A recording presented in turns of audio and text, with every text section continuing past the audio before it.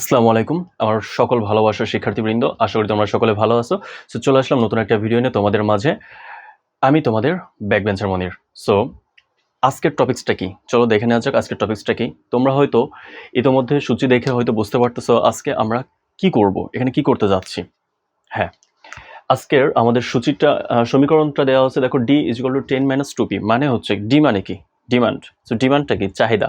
তাহলে অবশ্যই এটা চাহিদা রেখে, এবং এই যে সূচি আমরা এখানে দেখতে পারতেছি, সূচি দেখে আমরা যদি সমীকরণ নাও দেখি তবুও বলে আমরা বুঝতে পারবো সূচি দেখে যে এটা কিসের সূচি, চাহিদার নাকি যোগানের। তাহলে আমার কিসের চিত্র রাখতে হবে এখানে। তাহলে আমরা এখানে আচ্ছা, সূচি দেখে আমরা কিভাবে বুঝবো এটা চাহিদা নাকি যোগান? আমরা জানি চাহিদা রেখা কাকে বলে, যে দাম বাড়লে যোগান চাহিদার পরিমাণ কমে এবং দাম কমলে চাহিদার পরিমাণ বৃদ্ধি পায়। এরূপ বিপরীতমুখী সম্পর্ক যেই সূচিতে দেখানো হবে সেটা হচ্ছে চাহিদার সূচি। ঠিক আছে, তাহলে এখানে দেখো দাম আমার যখন বৃদ্ধি পাইছে, যে যখন দাম 1 টাকা ছিল তখন আমার 8, চাহিদার পরিমাণ 8 একক, তারপরে 2 টাকা দাম যত বৃদ্ধি পাইছে আমাদের চাহিদার পরিমাণগুলো তত কমছে। তাহলে সূচিতে যেহেতু দাম বাড়ার সাথে সাথে পরিমাণ কমছে, তাহলে অবশ্যই এটা চাহিদার সূচি। তাহলে উক্ত সূচি থেকে আমরা হচ্ছে চিত্র অঙ্কন করব। বিগত ক্লাসে আমরা দেখাই দিয়েছিলাম কিভাবে রেখা মানে চাহিদার রেখা নিয়ে আসতে হয়, বা রেখা থেকে বা চাহিদার সমীকরণ থেকে তোমার হচ্ছে সূচি তৈরি করতে হয়। এগুলো বিগত ক্লাসগুলোতে আমরা দেখে আসছি। সো আজকে আমরা হচ্ছে ডিরেক্ট সূচি থেকে আমরা চিত্র অঙ্কন করব এবং ব্যাখ্যা দিব। সো ক্লাসটা খুবই গুরুত্বপূর্ণ এবং মনোযোগ সহকারে তোমরা দেখার চেষ্টা করবা। ঠিক আছে, তো চলো আমরা জাস্ট সূচি থেকে চিত্র অঙ্কন করব এবং ব্যাখ্যা প্রদান করব।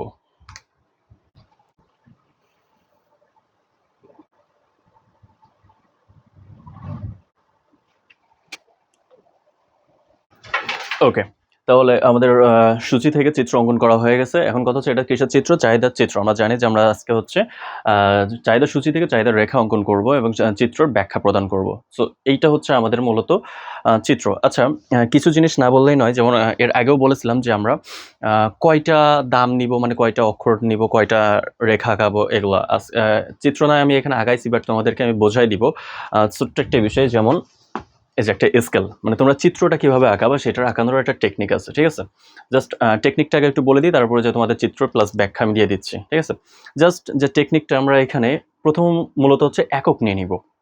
সে এককটা কিভাবে নিব? নির্দিষ্ট বলো, আমরা অর্থনীতিতে কোনো কাজ করতে গেলে আমরা বলো আগে জানি নির্দিষ্ট কথা। সো এই নির্দিষ্ট কথাটা হচ্ছে আমাদের সবটা জায়গায় রাখতে হবে। চিত্র আঁকাবো সেখানেও আমাকে নির্দিষ্ট রাখতে হবে। আমাদের এককটা ঠিক রেখে সবকিছু করতে হবে, তাহলে তোমরা যে কারোর ভুলটা তোমরা ধরতে পারবা। যদি এই একক ঠিক না থাকে, কারণ অর্থনীতি মানে হচ্ছে আমাদের এককটা চিহ্নিত করতে হবে, তাহলে এই একক যদি আমরা ঠিক রেখে আঁকাই তাহলে সবকিছু আমাদের ইজি হবে।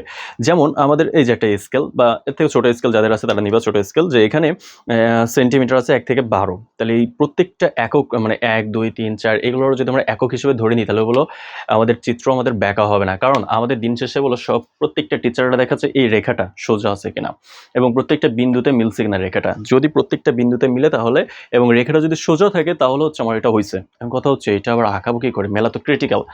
হ্যাঁ, ক্রিটিক্যাল তাদের জন্য যারা মুখস্থবিদ্যা করে আসছে বা যারা বোঝে নাই। তোমরা যদি বুঝে 1টা 2টা বার যদি ট্রাই করো, তোমাদের কাছে এটা ইজি হবে। সেটা কিভাবে? এই যে বললাম, স্কেলের সাহায্যে জাস্ট এককগুলো ঠিক রেখে করবা।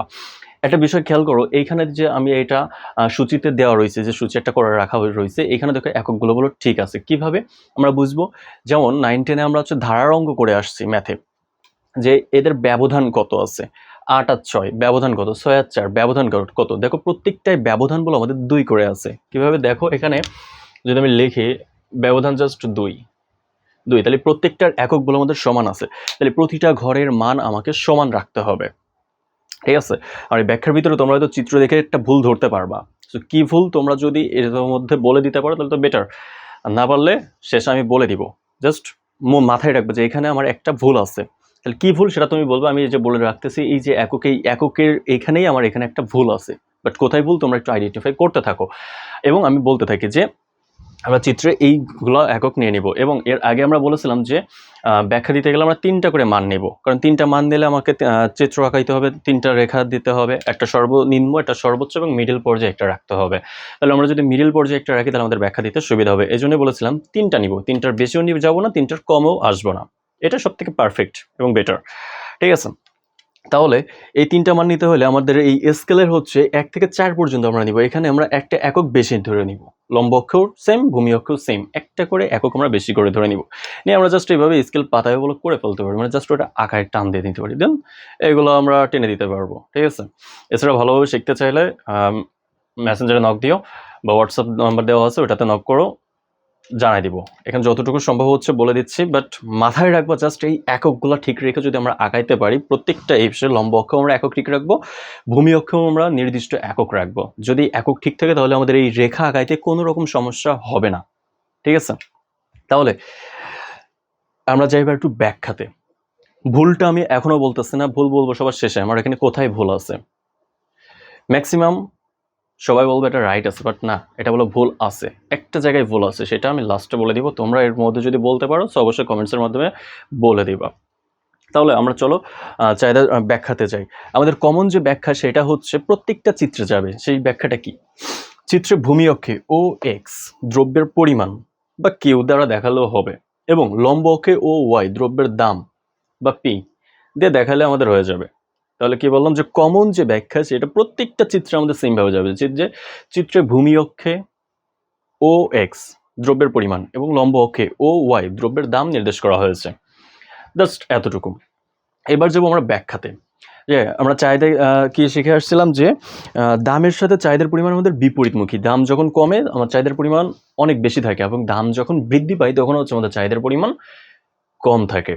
তাহলে এই বিষয়টা আমরা চিত্রের মাধ্যমে দেখাবো। যদি দেখাইতে পারি তাহলে আমাদের চিত্র ঠিক আছে, না হলে না। তাহলে চলো ব্যাখ্যাটা দিই।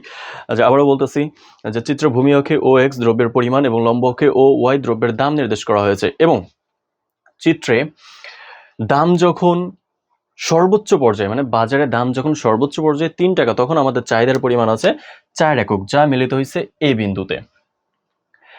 দাম যখন হ্রাস পেয়ে ৩ টাকা থেকে ২ টাকায় নির্গত হয়, তখন আমার চাহিদার পরিমাণ বৃদ্ধি পেয়ে ৪ একক থেকে ৬ এককে পরিণত হয়, যা মিলিত হয়েছে বি বিন্দুতে। ওই যে আমরা বলেছিলাম দাম কমলেই হচ্ছে চাহিদার পরিমাণ বৃদ্ধি পাবে।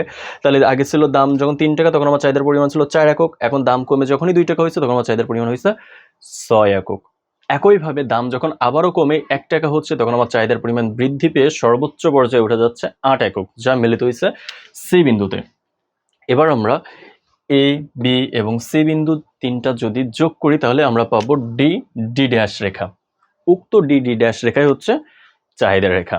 জাস্ট এটাই হচ্ছে আমরা ব্যাখ্যা, মানে আমরা চিত্রে যা গাইবো আমরা ব্যাখ্যাতে তাই তুলে দিয়ে আসবো। যেমন লাইক দ্যাট এসএসসি এর সম্পাদ্য, ম্যাথ বইয়ে যে আমরা সম্পাদ্য করে আসলাম, যে সম্পাদ্যতে আমরা বলো যে লাইন আঁকাইতাম, যে রেখাকে কেটে নিতাম, জাস্ট ওই লাইনটা আমরা লিখে দিয়ে আসতাম। মুখস্থ বিদ্যা বলে আমরা দিয়ে আসি নাই। সেমভাবে অর্থনীতির চিত্রগুলোতেও আমরা সেম কাজ করব। যে লাইন আঁকাবো সেই লাইনটার ব্যাখ্যা দিয়ে দেবো, কোন লাইনে যুক্ত হয়েছে সেটাও বলে দিব, মানে যা আঁকাবো সেটাই বলে দিব। এই হচ্ছে আমাদের ব্যাখ্যা। এখানে মুখস্থ কোনো ব্যাখ্যা নেই, বইয়ে যা আছে আমাদের মুখস্থ করার কোনো দরকার নেই। তুমি যেটা বুঝবা তুমি সেটা লিখে দিয়ে আসবা, এটা হচ্ছে মেন কথা। ঠিক আছে? তো এইটা ছিল আমাদের ব্যাখ্যা। এবার কথা হচ্ছে কিছু বেসিক বিষয় শিখে রাখি। যেমন আমরা বইতে খেয়াল করলে দেখতে পাবো যে এই যে অক্ষরগুলো এইখানে এগুলো দেওয়া আছে বড় হাতের, এগুলো বড় হাতে দেওয়া যাবে না, আমি ছোট হাতে দিয়েছি। আচ্ছা, আমি কেন ছোট হাতে দিয়েছি এটারও একটা লজিক আছে। এখন এটা দেওয়া যাবে কি যাবে না সে আমার সিনিয়র পার্সন, ওরা বলতে পারবা। বাট আমি যেটা মনে করি সেটা হচ্ছে, যেহেতু আমি রেখাগুলো চিহ্নিত করার জন্য ২ কর্নারে ২টা বড় হাতের অক্ষর দিয়েছি, তাহলে আমি যদি মাঝখানের ওই দেখানোর জন্য যদি আমি বড় হাতে দিয়ে দিই, তাহলে আমি চিহ্নিত করব কি করে, মানে আলাদা নির্দেশ দেখাবো কোনটা, যে কোনটা রেখা কোনটা আমাদের বিন্দু, কোনটায় মিলিত হচ্ছে, এগুলো তো আমাকে একটু দেখায় বোঝাইতে হবে, তাই না? তাহলে এই জন্য হচ্ছে আমাদেরকে ২ মাথায় যে রেখা যে চিহ্নিত, আমরা যেটার মেইন ফোকাস যেটা করব সেইটাকে আমরা বড় হাতের অক্ষর দিব, এবং মাঝে যে মিলিত যে বিন্দুগুলো সেগুলো আমরা ছোট হাতের দিব। ঠিক আছে? ওকে। তো এই ছিল হচ্ছে আমাদের মূলত চাহিদার ব্যাখ্যাটা। সো কার কাছে কেমন লেগেছে অবশ্যই কমেন্টসের মাধ্যমে জানাই দিবা। পরবর্তী ক্লাসে নিয়ে আসবো আমরা হচ্ছে যোগান রেখা। ঠিক আছে? যে সূচি থেকে যোগান রেখা অঙ্কন করাবো। ওকে। আচ্ছা, আমি একটা ভুল বলে গেছিলাম যে এইখানে আমার একটা ভুল আছে এবং চিত্র আমার একটা ভুল আছে। সো তোমরা যারা বলেছো ধন্যবাদ। এবার অ্যান্সারটা মিলায় নাও। আমি শুরুতেই বলেছিলাম যে এককগুলো আমাদেরকে ঠিক রাখতে হবে। তাহলে এই এককটা কোথায়? একটা বিষয় খেয়াল করো, এইখানে প্রত্যেকটা এককগুলো ঠিক আছে। লম্ব অক্ষরটা ঠিক আছে, এটা ১ একক, ওকে যথেষ্ট। যেমন এই যে ঘরটা, এই ঘরটা এটা ১ একক, তারপর এটা ২, এটা ৩, প্রত্যেকটা জায়গায় বলো আমাদের ১ করে ব্যবধান আছে। কিন্তু খেয়াল করো এই যে ০ থেকে ৪ এইখানে ব্যবধান কত 4 একক, এবং তাহলে 0 থেকে 4 এখানে ব্যবধান 4, এইখানে ব্যবধান কত 2, এইখানে ব্যবধান কত 2। এইটাই হচ্ছে আমাদের ভুলটা ছিল। তাহলে কিভাবে আমরা ভুল ধরতে পারবো, অনেকটা বোঝা গেছে যে আমাদের এই এককটা ঠিক রাখতে হবে। তোমার এতটুকু একক যদি এখানে 4 একক হয়, মানে প্রথম ঘরের একক যদি 4 একক হয়, প্রথম ঘরের যে আয়তন দ্বিতীয় ঘরের তো সেম আয়তন, তাহলে সেম আয়তনে তোমার এইটা 4 একক এটা 2 একক হয় কিভাবে? কোশ্চেন তো থেকেই যায়, তাই না? অনেকে অনেক ধরনের উদাহরণ দিবে, বাট তুমি এইটা মাথায় রাখবা যে নির্দিষ্ট একক আমাকে হইতে হবে। তাহলে প্রথম ঘরের ব্যবধান যদি আমার 4 একক হয়, দ্বিতীয় ঘরের ব্যবধান কত হবে? কমন 4, প্রত্যেকটা ঘরের ব্যবধানই আমার 4 করে হবে, কারণ নির্দিষ্ট বলে একটা কথা আছে। তাহলে যেহেতু আমাদের এটা 4 করে হয়নি, পরেরগুলো হয়েছে 2 করে, তাহলে আমাদের অবশ্যই এটা চিত্র ভুল আছে।